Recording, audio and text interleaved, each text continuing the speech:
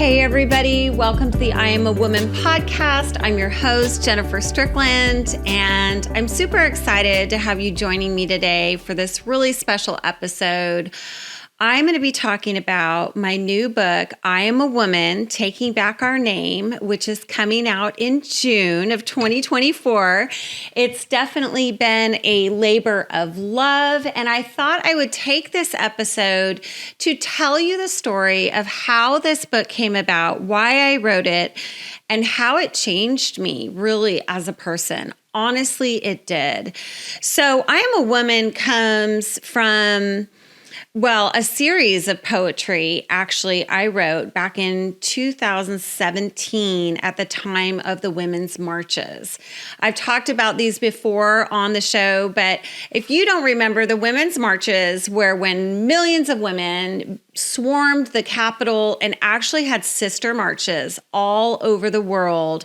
And it was around the inauguration of Donald Trump, and women were ticked off, to say the least, at these marches. Pro-life women were not invited to the marches, which is kind of interesting because we make up about 50% of women in the United States. But that said, all the women wore pink hats. They called them pussy hats, and they were a little bit obnoxious, especially the name, right? The hats were cute, but the name was a little obnoxious. But women were gathering and holding all these signs and talking about women's rights. And at the time, I was super curious about what it is that they were speaking about and what they were marching for. And honestly, to this day, I am really not exactly sure. I think it was anger over the new president.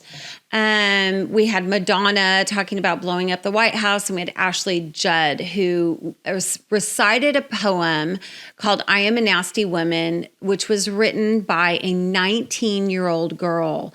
And in that poem, she talked about racism and misogyny and white supremacy and homophobia and concepts that really were not center stage or even talked about at all when I was 19 years old. And you know, when I was in high school and college, racism obviously has always been present in the world, unfortunately, but it, for me personally, was not something that was talked about a lot because I grew up in San Diego, California. And of course, there was racism and reverse racism going on in the world. But at the same time, we got along with people of all races. My very best friends dated and ended up marrying people from all races. And I was so used to being around that this revolt about what was happening in the nation, whatever it was, whether it was abortion rights or the Me Too movement or the homophobia and transphobia and misogyny that these women were talking about, which they accused Donald Trump of that, right? That was the biggest thing. He's racist, misogynist, homophobe, all that stuff. I don't really necessarily believe all of that was true, but it was a mantra that was going on in the liberal feminist movement, and it caused all these women to coalesce on Washington. And when I saw it on TV and I heard Ashley Judd reciting this poem, I Am a Nasty Woman, something inside of me like snapped. I was like, why are we saying I am nasty? Why are we talking to young girls? Because there was mothers, granddaughters, little girls in the crowd hearing this and cheering and hooping and hollering. And the nastiness that ended up embodying this movement, I don't really believe has been helpful for girls.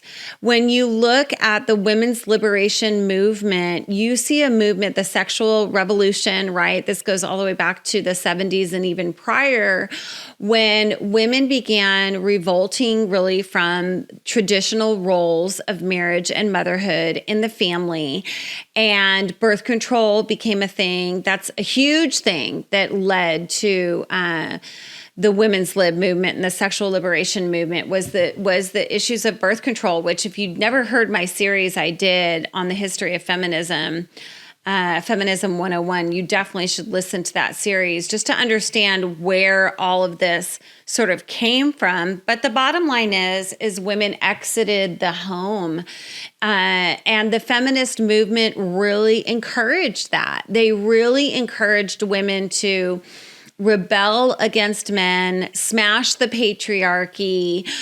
These boots are made for stomping. They'll stomp all over you. This sort of mantras of the feminist movement really have been woven themselves into our culture.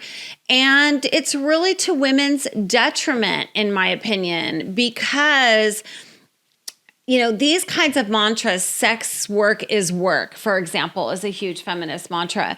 That has not served women and girls very well at all. In fact, Louise Perry talks about this in her book, where she talks about how the sexual revolution did not serve girls. That girls, and I'll link to that book, by the way, in the show notes, but where girls ended up suffering a tremendous amount as a result of this movement.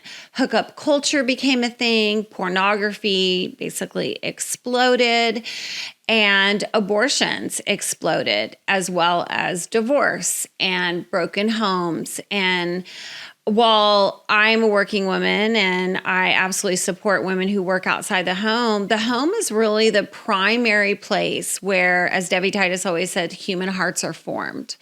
The home is the place where children are in this world, obviously, are developed, their minds are developed. And when mothers are absent from the home, there is a tremendous pain.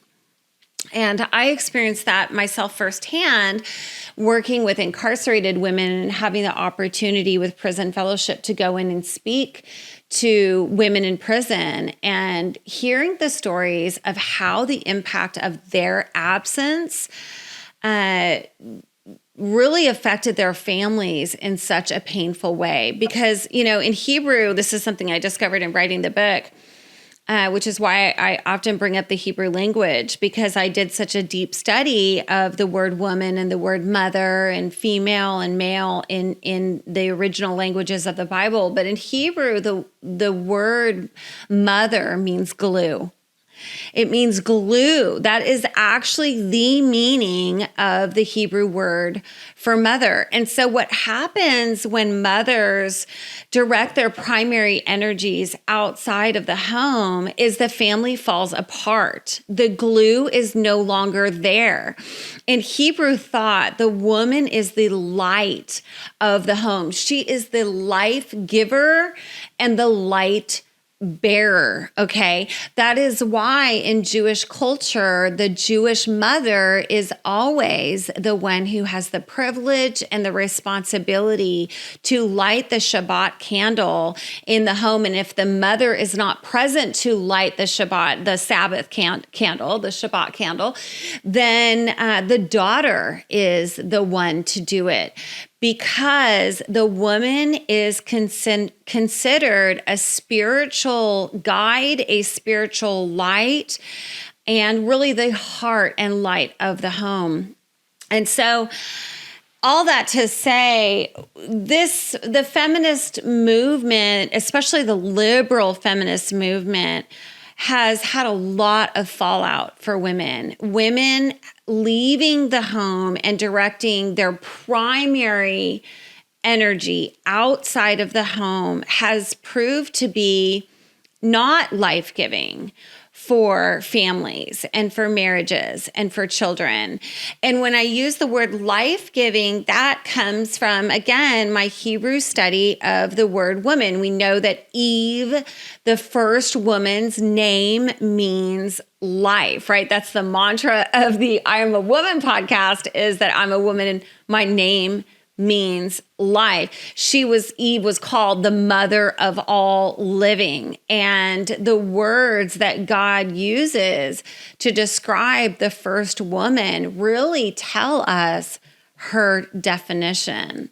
So I wrote this series of poems with the identity poetry and began the journey of studying the word woman in the Bible. And as I did, it really began to change me. It changed me because I realized that within the name woman is this incredible power and authority given to her by God to use her voice in the home and in the family. And I began realizing on a personal level that I had not been using my voice to build up the people in my home the way that God intended. And it really wasn't something that I did on purpose. Obviously, I know that our words can create life or destroy life. But studying the word woman humbled me. It changed me. It made me check my tongue, and it made me check the words that I was speaking over my marriage, my family, and my legacy, even the thoughts, that we think, because our words really begin with our thoughts. And what are the thoughts that you're rehearsing in your mind when it comes to everything in your life? Your body. We've been talking about body image on the podcast, or your self-image, your identity, your husband, your children, your finances, your workplace, or for me, my ministry, is that I began realizing that I was even speaking and thinking curses over my own ministry and my own family, my own finances, my own daughter, my own husband, my own marriage. Like, seriously, you guys, I'm telling you that studying the power of the woman's voice, and you see it as we've done an episode on this, the book of Proverbs, there's the wise woman, there's the foolish woman. The more I looked at that, I was like, I have been a fool. I have been a fool because I have allowed my voice to align with the wrong voice, right? You don't just live a lie. I always say, you don't just believe a lie. You live it out. And so in my beliefs and in my thoughts, I was thinking so many negative things, and that was coming out in my breath, right? In my mouth. And the word woman means breath. It's inside of her name is this Hebrew letters that spell the breath of fire. And so as I began studying that and looking at it more deeply, I realized, what was it that I revolted against when I saw those women's marches was this fiery breathing dragon that was coming out of women, out of their anger, out of the injustices that women have experienced, out of their frustration, right, with Donald Trump, or their anger against sexual violence and things like that are legit, that have happened in our culture. But out of that sort of victim mentality, what can come out of us is this fire-breathing dragon, where we're breathing fire over the nation, over the community, over the family, and over the home. And so studying the word woman humbled me and changed me, and really I became accountable to the definition that I was seeing in the word, in God's word. And just to say a few words about the Hebrew is that, You know, the ancient language of Genesis, Hebrew, is called a language of transcendence. Okay, it is called the language of transcendence, the only language of transcendence, which means that each word and, this is crazy, each letter actually has an action for the body, the soul, and the spirit. So I'm going to be going deeper into this as we go on and as the book is released in June. But let me just say, for women and men in particular, the male has an action associated with his name. It is to be fixed and pointed in body, mind, and soul, right? He's to have a fixed mind on his purpose, which is to defend, protect, and uphold the family unit. And the woman, the nekeva, the female in Hebrew, also has a distinct purpose for body, mind, and soul. She is in the physical body, the one who holds the boundaries. She is the one who holds the boundaries in the home. That's why her absence from the home is so painful for a family. And she is the one who continues the cycle of life. So the words and the letters in the ancient Hebrew language are so rich in meaning, it actually began to blow my mind. The more that I dug inside of these words, the more I discovered jewels of understanding for all of us. Jewels that unlock healthier relationships in our marriages, a healthier understanding of women's relationship to the community and to the nation, and the power of women's voices when we speak words like, quote, "I am a nasty woman," over the daughters of our nation. Why would we do that? Why would we do that?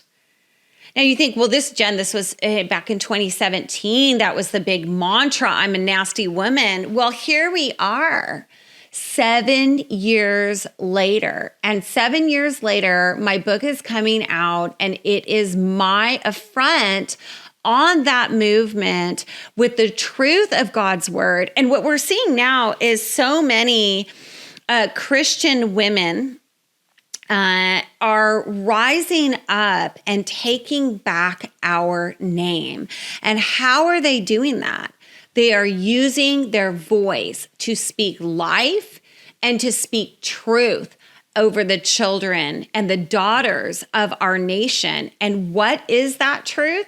That truth is our name means life.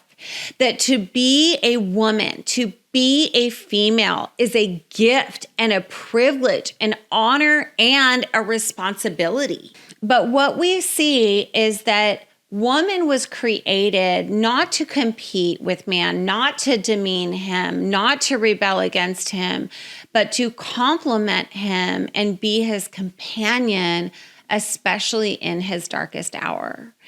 And we have to uphold men again. We have to uphold their voices when it comes to the right to the children in the woman's womb. You know, that is another lie of the feminist movement, is that a woman is a God who determines the life and death of her child. Are you serious? That is not biblical. That is not healthy. And it was a burden that women were never meant to bear. If you go back to the beginning in Genesis, you will see that the man's role is to protect and provide for his family and to protect even the womb. We see that in the masculine word for womb, which in Hebrew is rechem. So the man's design is to take accountability for his seed, which is his children, his legacy, and his family. Even in the word zakar, the word for male, we discover that his entire identity is to pass on the family name. So when you compare and contrast that to the message of the liberal feminist movement, no, woman is God.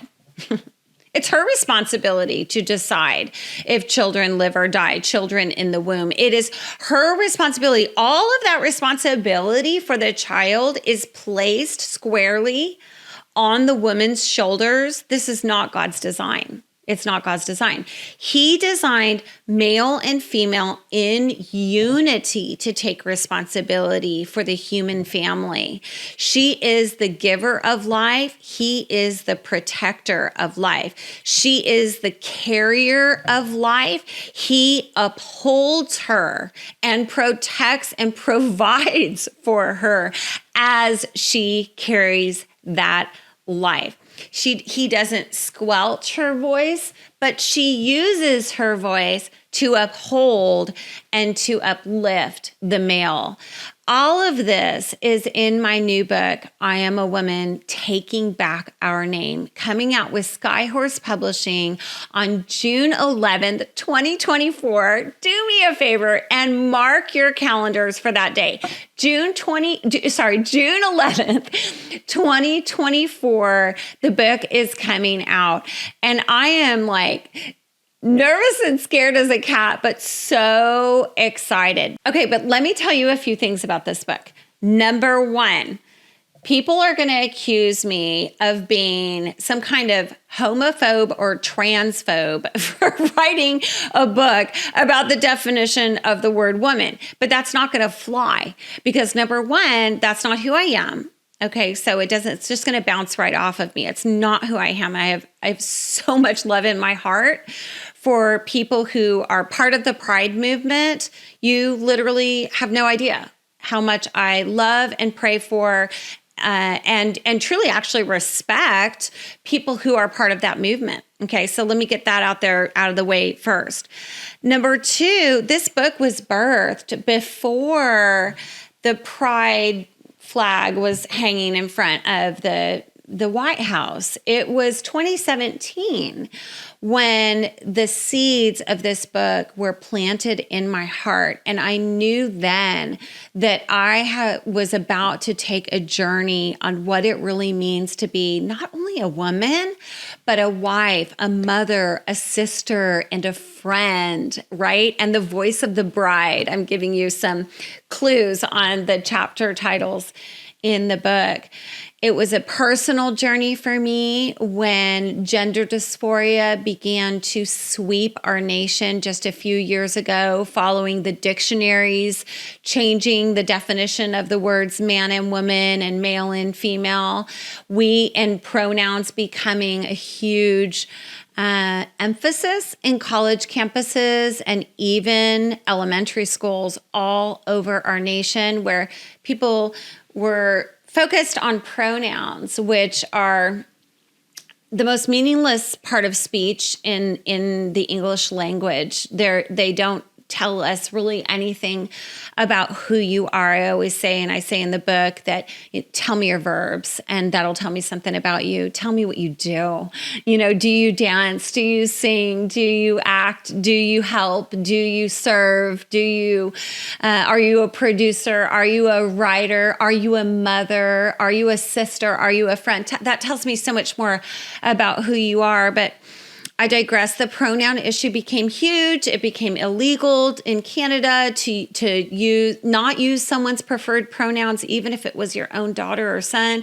So obviously these issues have only become bigger. All the while, here I am, this nerdy word girl, dictionary girl, Bible girl, back here at home, studying the Hebrew cognates of the word woman, while that word is being twisted and manipulated and lied about in our culture. And I am not afraid to call out a lie. A man cannot be a woman.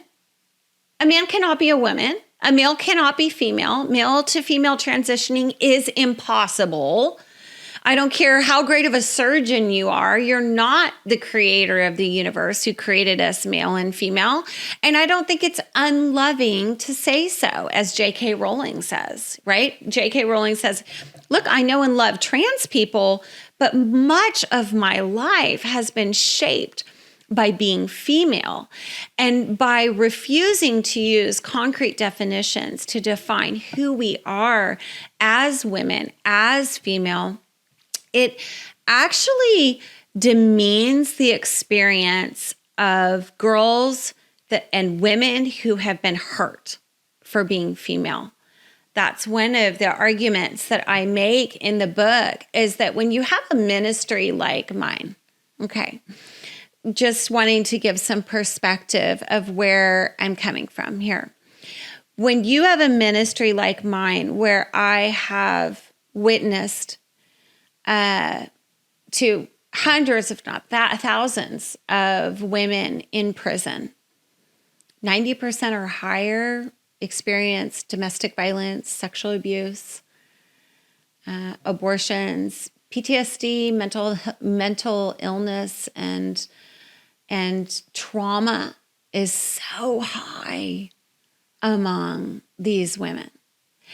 And by putting men in female spaces for women who have already experienced male violence to an incredibly high degree is so demeaning, so offensive, and so dangerous that for me to stay silent when they're behind bars, for me, in fact, I launched this podcast on their behalf. On their behalf. For girls that have been raped, have experienced incest, female genital mutilation, have been lied to by doctors and told that they would be better off being boys and they should take testosterone and even have their breasts cut off? Seriously? For young girls to be taught, even in the American Girl body image book that is out now, that came out in the last year or so, that American Girl book tells girls that if they just want to be boys, they can be. But they're lying to them. That's in a body image book.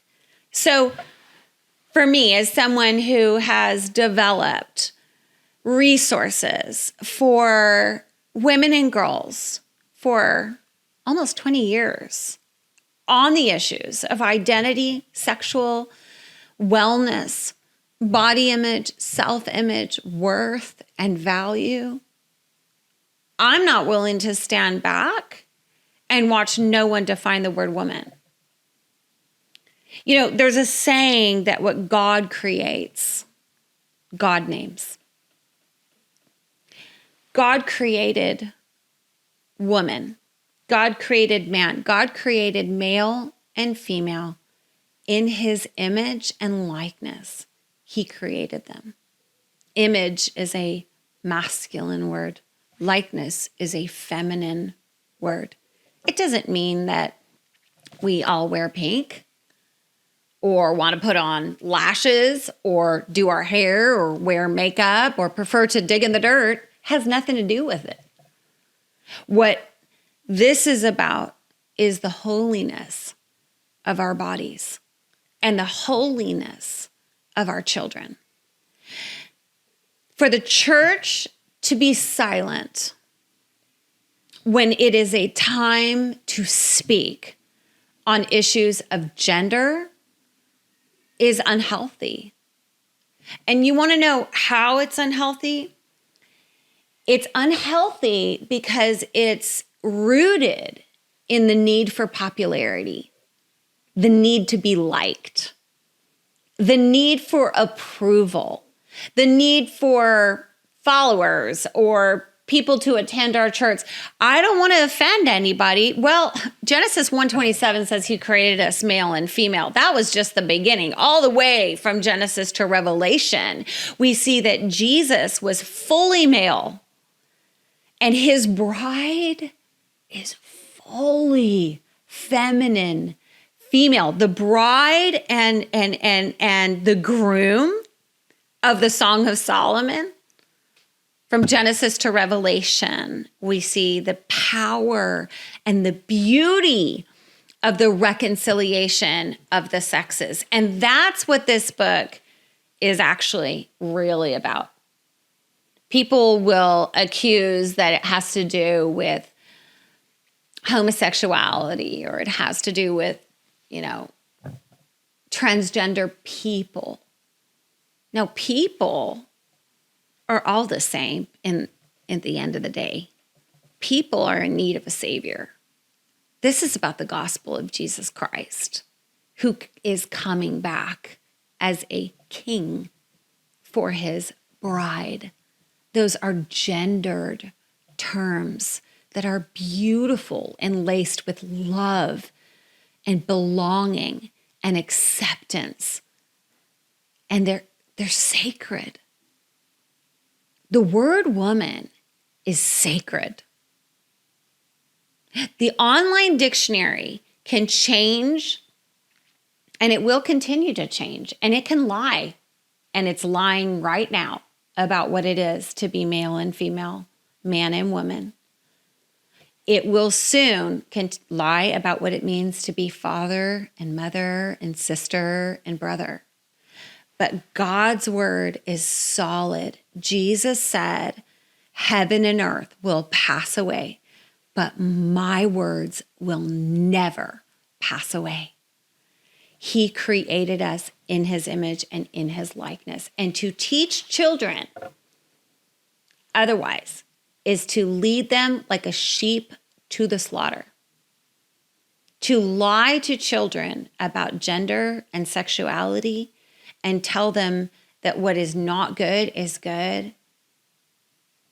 not helpful right now for therapeutic environments or for the church. And so I Am a Woman, Taking Back Our Name is coming out when? June 11th, 2024. 7 years after the Lord planted the seed in my heart for this message and changed me and challenged me and humbled me from the inside out to live up to the true meaning of my name, woman, and to speak life every time I open my lips. And that begins with my thoughts. And so woman was designed to speak life and to bring life. So I hope that gives you a fun taste of the book.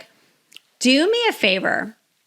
Go to the link that you'll see in the show notes, or you can find it on my website and in my bios if you're listening on social media, and pre-order the book today. Okay, today. Because when we all do something today at the same time, we send a message to Amazon, which is marketing books on gender ideology and gender theory to kindergartners, to young children, to parents, to impressionable teenagers, and to troubled youth about the power and the beauty of being a boy when you're really a girl, or being a girl when you're really a boy, which only causes confusion and belittling amongst these kids' peers. It is a danger signal, and it's time for the people of God in unison to stand up and do something about it. And what you can do about it today is you can click on those links and pre-order I Am a Woman, Taking Back Our Name by Jennifer Strickland today, all together in one resounding voice, so that we can let Amazon know this is a book people need to read, want to read, and are excited for it to come out in June of this year.